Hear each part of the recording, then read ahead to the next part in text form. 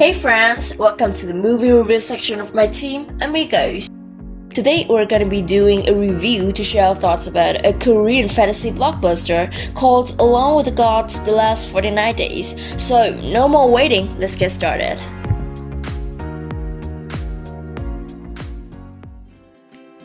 The film was theatrically released on the 1st of August 2018 as a sequel to the 2017 breakout hit of director Yang Hwa Along with the Gods: The Two Worlds. The movie assembles such a top-notch cast with a very rich and well-written script. I also really enjoy the genre of the movie, which is an epic-scale fantasy mixed with thrilling action and heartwarming drama. The film is set mostly in the underworld, talking about what happens to people after they die. Generally, the deceased must undergo 7 separate trials within 49 days to evaluate their life on Earth and to decide whether they are eligible for reincarnation. But before digging deeper into the movie, let's take a real quick look at some of the main characters together. The character that seems to be the only real connective tissue to the last part is Soo-hong, played by Kim Dong-wook, a deceased man who is escorted by the 3 Grim Reapers to go through the trial and get a rebirth. So who are those 3? The first one is Gangrim, played by Han Chung-woo, the leader of the 3 Reapers in charge of Soo-hong's defense team. He's one of the highest grossing actors in South Korea. His starring films have accumulated more than 100 million tickets. Like Gangrim, the handsome heaven monarch portrayed by Korean actor Kim Ji-hoon is one of the reasons why the series is unforgettable and exciting to watch. He plays a comical and funny assistant character working under Gangrim in the movie. The next one is Dak-chun, played by Kim Hyun-gi, a supportive and cheerful assistant working alongside Taewon Mark. She started her acting career since 6 and was widely recognized for her professional acting skills. Another of the movie's strengths is the house god, played by Dong Lee, who is best known for the supporting role in the zombie thriller Train to Busan. He succeeds in providing some laughs to the audience amidst an intense story. He makes the most of his role, brandishing his charm and stealing almost every scene he's in.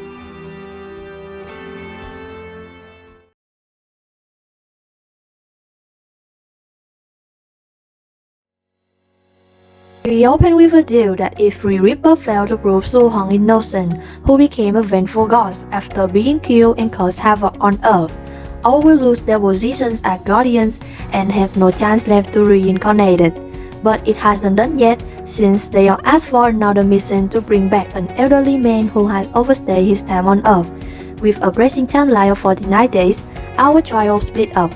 Gangrim will escort Soo-hong on the trials, while other 2 guardians will visit the Grand Park. I just really love how the multiple stories were being weaved together in one complex narrative that went from various hells of the underworld to the harsh reality of the surface world.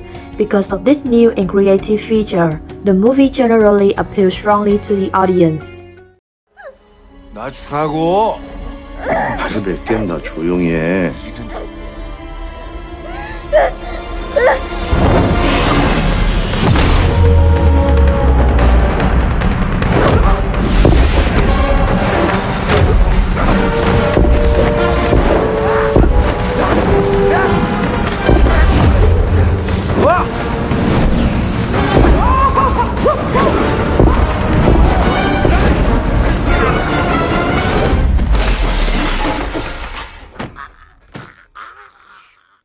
Going through a bunch of challenges, the unexpected truth and secret about the past of the 3 Reapers from 1000 years ago are gradually revealed. Why were they dead and why did they become Reapers?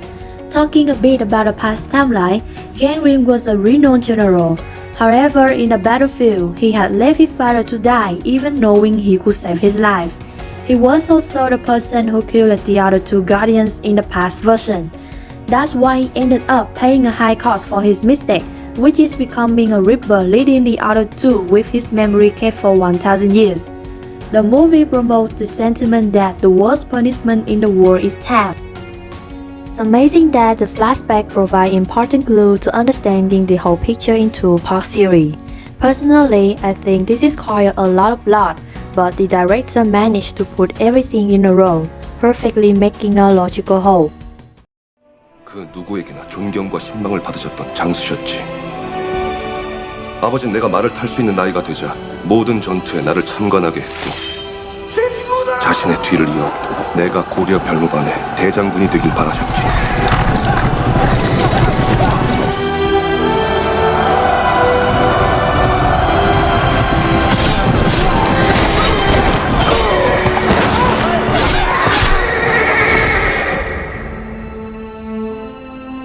아버지가 이끌던 고려 별무반은 거란에겐 크나큰 위협이었어.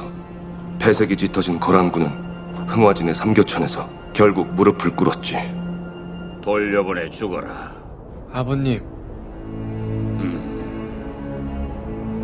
거란의 운명은 이미 다 했느니라. 더 이상의 불필요한 살생을 금하도록 명한다. 모두에게 존경받는 장수셨지만 오랑캐들에게조차 자비를 베푸시는 아버지. 난 그런 아버지를 이해하지 못했어. Back to the trials, a witness who is a fellow soldier with Su Hong is called to the afterlife. Gangren suddenly says that he has been living in a true horrid hell. His memory about indirectly killing his father in the past has stayed in his head all the time, following and messing him around in 1000 years, cause he didn't have a chance to tell the truth, to say sorry to his father. The statement afterward unexpectedly acts as a strong persuasion that makes the witness acknowledge everything.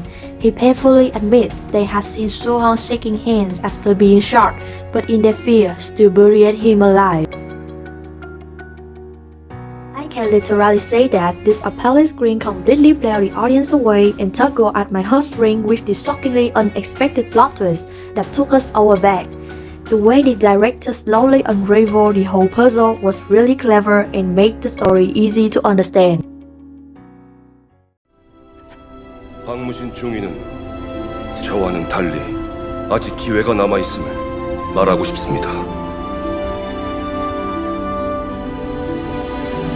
증인은 사건 당시 총상을 입은 김송 병장을 묻는 순간에 그가 살아있었음을 알고 있었습니까?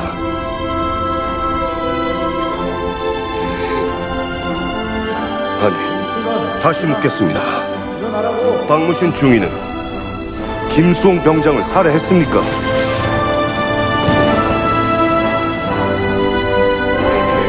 그냥 묻자. 이젠 꺼낼 수도 없어.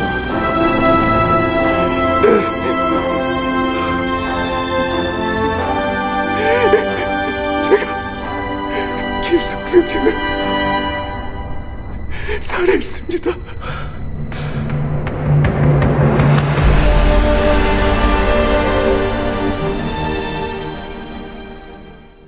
Finally, the judge admits that Su Hong is an innocent guy who was unjustly killed by his teammate. The Guardians and Su Hong are then granted their own reincarnation, and Gangren was forgiven by He Wong-mak and Dok Chun.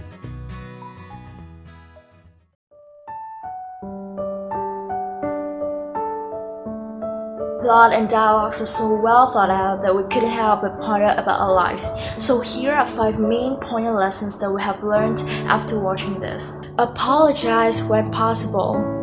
I know it definitely takes a whole lot of courage, but it would do you good more than anything else, so practice them. They are part and parcel of many relationships. Speak the truth and the truth only.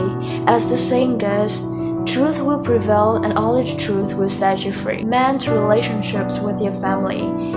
Conflicts are common within the household, however blood is always thicker than water, so try to listen, seek first to understand, and then be understood. Sometimes parting ways is unavoidable, so do not be upset if relationship ends, because the end of something is always the beginning of a new chapter.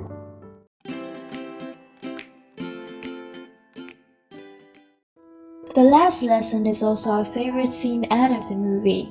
Near the end, Song-ju states that there's no villain in this world, just the bad situations which force them to turn evil. So if we get rid of our ego, open our heart, and show sincere repentance, anyone can be forgiven, right? I love this scene the most because it's emotional and likely to reach the worst part in the deep soul of every human being. The statement is highly educational, which advises us to live in the fully right way, and even if we make mistakes, rectify it. 그래서 그날 미련이 날 죽인 거야? 미련이 원망스러우냐? 이승에 내려와서 이 집 저 집 천년 동안 가택신 노릇하면서 지켜보니까 이놈의 인간들 더 모르겠더라. 근데 한 가지 확실한 건 있더라. 나쁜 인간은 없다는 거. 나쁜 상황이 있는 거지. 그러니 원망스럽고 원통하고 이해가 안 될 때 모든 걸 거꾸로 읽고 거꾸로 생각해봐. 그럼 풀릴 거다. 이 인간들도 세상도 이 우주도.